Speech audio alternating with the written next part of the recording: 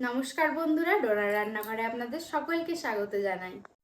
গতকাল বাড়িতে কয়েকজন অতিথি এসেছিলেন। ডিনারে নানপুরি, চানা মশলা, আলুর দম বানিয়েছিলাম। সেই চানা মশলার রেসিপিটাই আপনাদের সঙ্গে শেয়ার করছি। এর জন্য আমি 6 ঘন্টা আগে 1 কেজি কাবলি ছোলা লবণ জলে ভিজিয়ে রেখেছিলাম।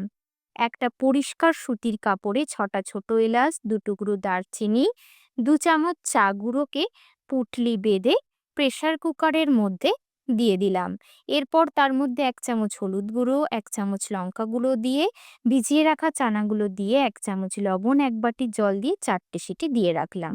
কড়াই কিছুটা সর্ষের তেল গরম করে গোটা জিরে, শুকনো লঙ্কা, তেজপাতা ফোড়ন দিয়ে ফোড়নটা ভেজে নিলাম। এরপর ওই ফোড়নের মধ্যে 1 কাপ পেঁয়াজ বাটা দিয়ে তার মধ্যে 2 চামচ রসুন বাটা, 2 চামচ আদা বাটা দিয়ে একটু নাড়াচাড়া করে তার মধ্যে 2 চামচ কাঁচা লঙ্কা কুচি, 2 চামচ হলুদ গুঁড়ো, 1 চামচ লঙ্কার গুঁড়ো, 1 চামচ কাশ্মীরি লঙ্কার গুঁড়ো, 1 চামচ ধনে গুঁড়ো, 1 চামচ জিরে গুঁড়ো এবং হাফ কাপ টমেটোর পেস্ট দিয়ে কিছুক্ষণ নাড়াচাড়া করে 1 কাপ টক দই দিয়ে মশলাটা খুব ভালো করে কষিয়ে নিলাম।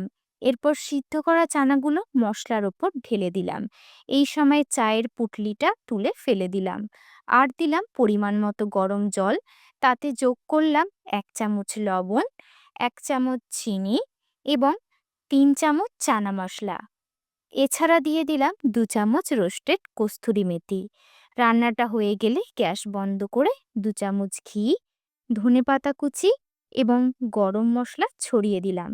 চানা মশলাটার এই রকম ঘনত্ব ছিল। পরিবেশন করার সময় কিছুটা ফ্রেশ ক্রিম ছড়িয়ে দিয়েছিলাম। এইভাবে বানালে অসাধারণ স্বাদ হয়। ভিডিওটি ভালো লেগে থাকলে অবশ্যই লাইক, শেয়ার এবং কমেন্ট করবেন। আপনি যদি আমার প্রোফাইলে নতুন হয়ে থাকেন তবে আমার প্রোফাইলটিকে ফলো করে নেবেন। অসংখ্য ধন্যবাদ।